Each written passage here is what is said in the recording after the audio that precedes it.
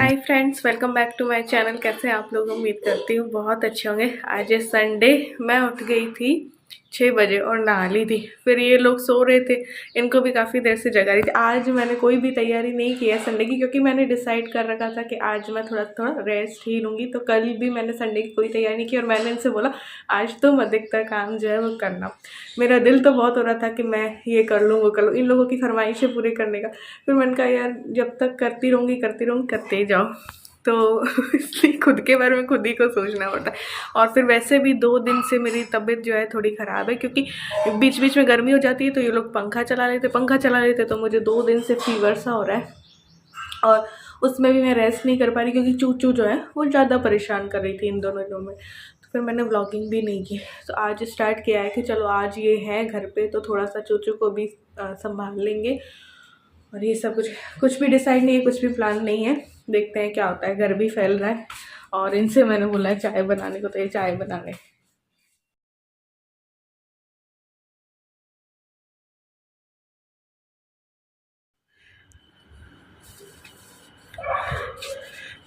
तो ये आ गई चाय और साथ में इन्होंने ब्रेड भी सेक ली।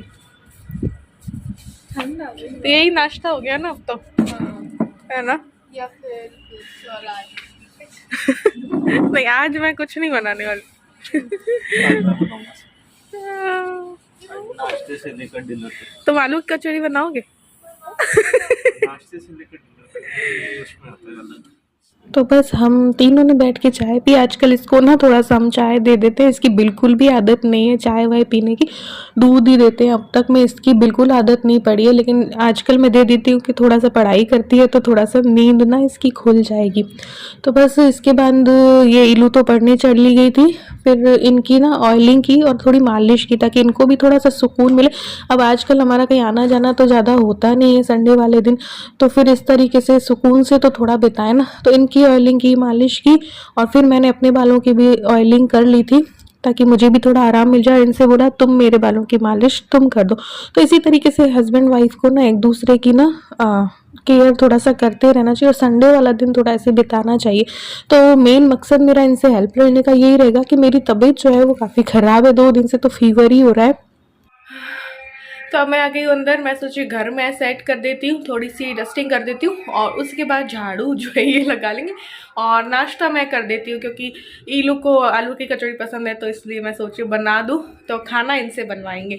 तो इस तरीके से आप भी रेस्ट कर सकते हो, क्योंकि कोई नहीं कहेगा आराम कर लो, थोड़ा सा रेस्ट कर लो। आपको खुद को ही अपने बारे में सोचना पड़ता है, तो हस्बैंड से हेल्प ले लेनी चाहिए। अब कुछ लोग का ये होता है कि हमारे हस्बैंड तो नहीं करते, आपके हस्बैंड तो कर देते हैं। तो बच्चे भी तो होते हैं, बच्चों से भी तो हेल्प ले सकते हैं, है ना?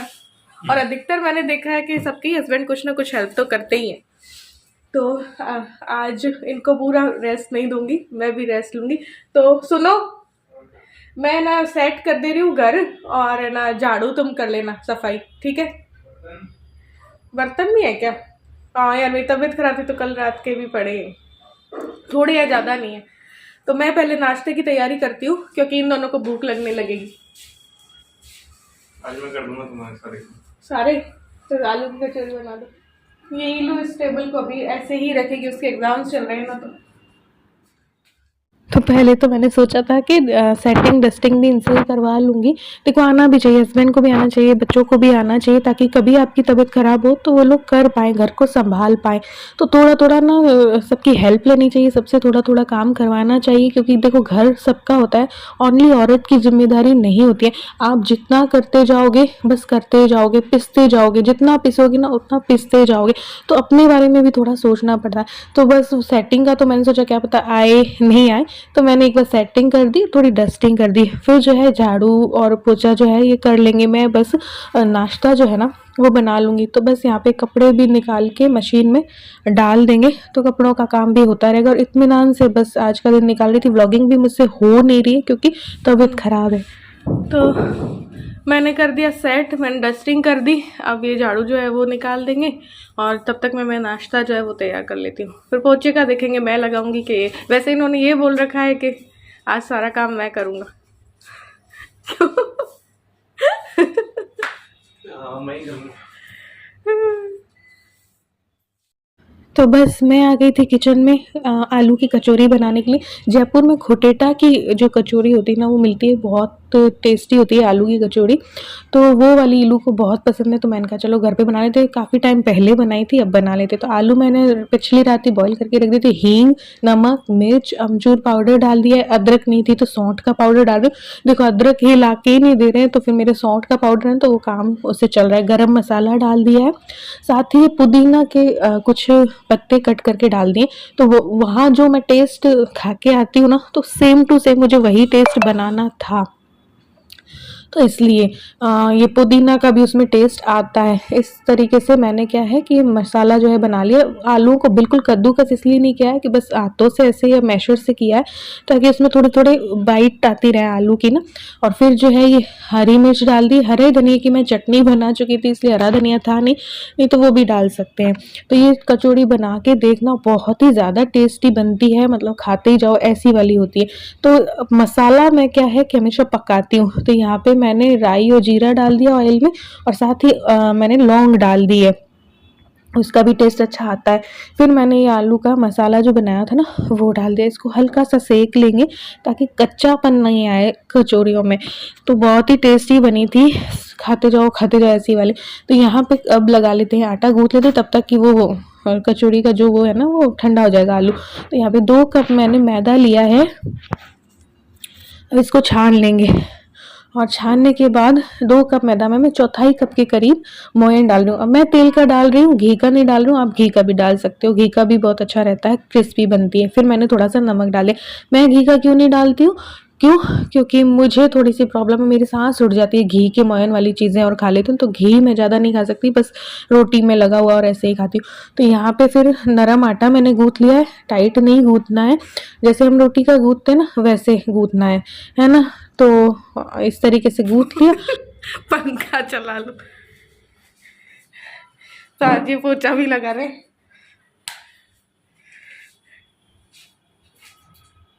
अच्छे से लगाना, अंदर हाथ घुसाओ। कैसा लगता है ऐसे? क्या करते हो? सोफे के अंदर भी हाथ डालो। तो चलिए अब मैं बना लेती हूँ कचौरियाँ। तो यहाँ पे बस ये मैंने एक पेड़ा लिया है, इसको इस तरीके से कटोरी जैसे बनाना है। इसमें फिर आलू का जो मिक्सचर है ना वो डाल देना है, बंद करके हाथों से ही मैं दबाऊंगी, बेलना नहीं है। बेल के भी बना सकते हैं, कई लोग बेल के बनाते हैं, लेकिन मैं इसी तरीके से हाथों से ही बनाती हूँ। और फिर बस बिल्कुल लो टू मीडियम फ्लेम में इनको तल लेना है, ताकि ये क्रिस्पी क्रिस्पी बने। तेज आंच में जब हम पकाते हैं तो ऊपर का तो ब्राउन हो जाता है, लेकिन वो फिर कच्चापन आता है उसमें। तो बिल्कुल बहुत टाइम लेके कचौड़ी हुआ समोसा, उसको बहुत इत्मीनान से ना फ्राई करना पड़ता है। तो काफ़ी टाइम लगा था इनको फ्राई करने में। एक बैच ही जो है काफ़ी टाइम में जो है हुआ था। अब देखो गला इतना ख़राब है कि एडिटिंग भी नहीं हो पा रही है, और जो व्लॉग मुझे डालना था वो डल नहीं पा रहा है, क्योंकि आज जब मैं एडिटिंग कर रही हूँ तो फिर मैं शाम के 5:30 बजे कर रही हूँ, और मुझसे हुई नहीं। सुबह मैंने सोचा था ये व्लॉग एडिट करके डाल दूंगी, बट मैं दवाई लेके सोती रही। 12 बजे तक मैंने अपना काम ख़त्म किया और मैं सो गई, जिसकी मैं 4 बजे उठी, क्योंकि मेरा बिल्कुल भी गला ठीक नहीं। अभी दवाई लेके फिर मैंने एडिटिंग किया। तो यहाँ पे कपड़े भी बस दोनों मिल करके है ना समेट ले, मतलब सुखा देंगे। और जो बर्तन थे ना वो भी इन्होंने कर दिए थे, क्योंकि अभी फिर मैं पानी में हाथ डालूंगी, फिर मुझे वो अस्थमा की भी थोड़ी प्रॉब्लम है, तो फिर वो दिक्कत रहती है, मुझे बहुत ज़्यादा प्रॉब्लम हो जाती है। अभी जाती जाती ठंड मुझे लग चुकी है, क्योंकि इन लोगों ने 2-3 दिन खूब फुल में पंखा चला लिया। अब वो रात को पंखा तो चला लिया, यहाँ पे मेरी जो है हालत ख़राब हो गई। तो यहाँ पे काफ़ी टाइम लेके फिर ये लो टू मीडियम फ्लेम में ये कचौरियाँ जो है आलू की वो बन गई थी। तो नाश्ता ये करेंगे, और ये काफ़ी हैवी हो जाती हैं। तो इसलिए फिर खाने का देखेंगे, क्योंकि आलू का मसाला भी बना हुआ है, बच गया था। और मैदे का तो वो आटा मैंने कम ही लगाया था, तो वो ख़त्म हो गया था, तो ज़्यादा तो मैं नहीं बना पाई कचौड़ियाँ। तो फिर इसलिए हमने सोचा था कि जब भूख लगेगी तो आलू के पराठे जो है ना वो थोड़ा सा कर लेंगे। वो भी ज़्यादा नहीं बचा था, एक दो पराठे का ही था। तो यहाँ पे देखो बिल्कुल जयपुर में जो खुटेटा की कचौड़ी मिलती है ना, वो सेम टू सेम वही फ्लेवर होगा इसका, सेम फ्लेवर। मेरे हस्बैंड और बेटी ने कहा कि सेम है। तो ऐसा है। तो ये बना ली थी और बस अब बाहर जो है धूप भी थी और हवा भी बहुत ज़्यादा थी, तो बस बाहर हमने थोड़े से फ्रूट्स ले लिए। तो ईलू को तो पहले ही खिला दी थी और बस अब हम लोग खा रहे थे।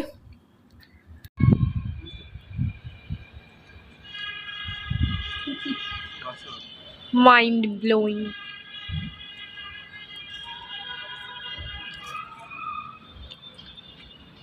उन्नीस 20। तो बस आज मेरा मूड था कि थोड़ा रेस्ट पे ही रहूँगी, बट तो इसलिए थोड़ा सा निकल गई थी। मैं कुछ एक दो चीज़ें ढूंढ रही हूँ जो कि मुझे मिल नहीं रही है, उस सिटी में ही मिलेगी और सिटी अभी मैं नहीं जा सकती, इलू के एग्जाम्स है तो इतनी दूर मैं उसको छोड़ के नहीं जा सकती। तो मानसरोवर साइड गए थे। एक दो रील बनाई और बस फिर ये नहाई, तो छोटी मोटी एक दो चीज़ें लेनी थी तो हम निकल रहे थे। तो इसने बोला कि मैं भी माइंड फ्रेश कर लेती हूँ कि कल भी लेट नाइट तक पढ़ी थी, फिर सुबह उठ के भी पढ़ी, तो फिर इसने बोला कि सोडा पी लेते हैं, तो चलो सोडा पी लेते हैं। हवा भी अच्छी है, हवा भी अच्छी तो चल रही है, हवा अच्छी चल रही है लेकिन यूँ गर्मी लग रही है, पता नहीं क्यों।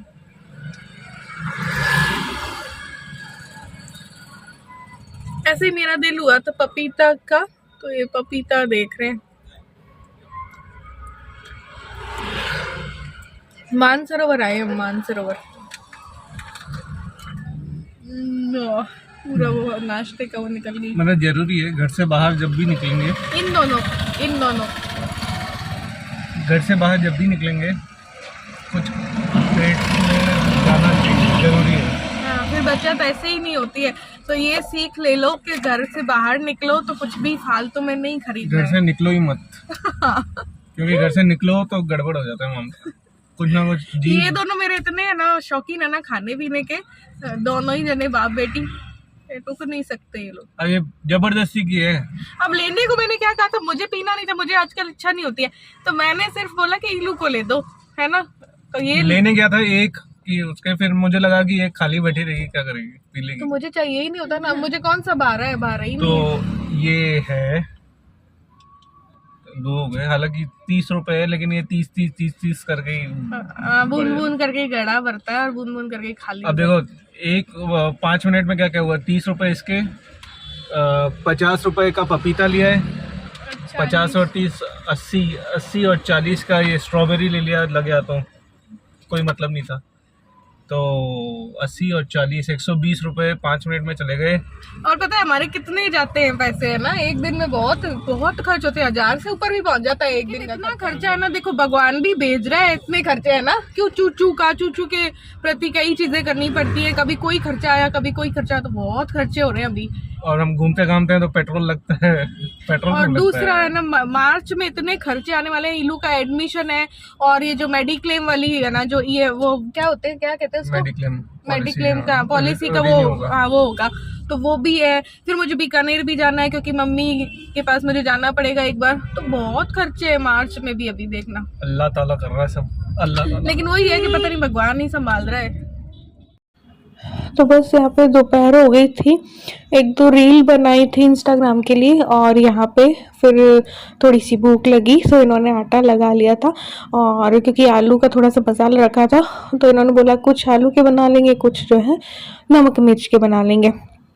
तो बस थोड़ा थोड़ा आलू भरा है और इन्होंने 3 ही बनाए, तो फिर मन भरा नहीं, तो फिर जाके मैंने दोबारा से 1-2 और बने, 2 और मैंने बनाए, तो फिर इन्होंने जी भर के जो है पराठे खाए।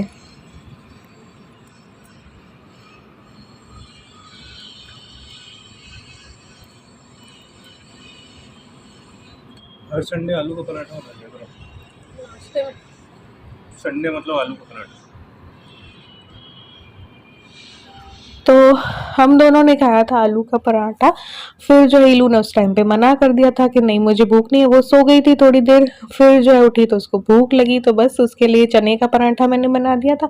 और ये देखो फिर फैमिली पिक्स जो है वो ली, थोड़ा बैठे थे, इत्मीनान से गुजारा टाइम, और फिर अंदर आई क्योंकि सर्दी सी ही थी, तो बस स्ट्रॉबेरी इलू के लिए जो लाए थे वो ऐसे टेस्ट कर ली, खा ली, और थोड़ी सी बचाई के स्ट्रॉबेरी शेक जो है नेक्स्ट डे इलू के लिए बना दूंगी।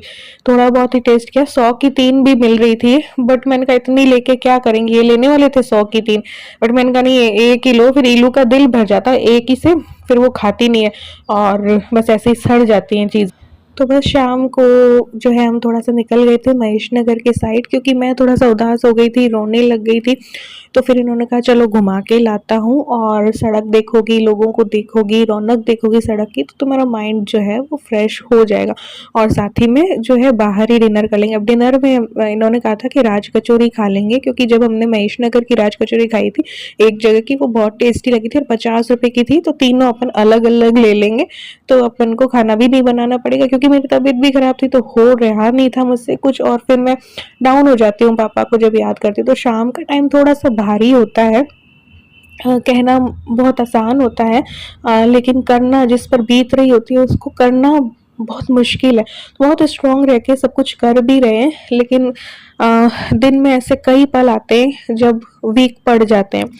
तो ये है, तो हो जाएगा, वक्त जो है जख्म भर देगा, लेकिन अभी जख्म ताज़ा ताज़ा है ना, तो थोड़ा सा मुश्किल होता है।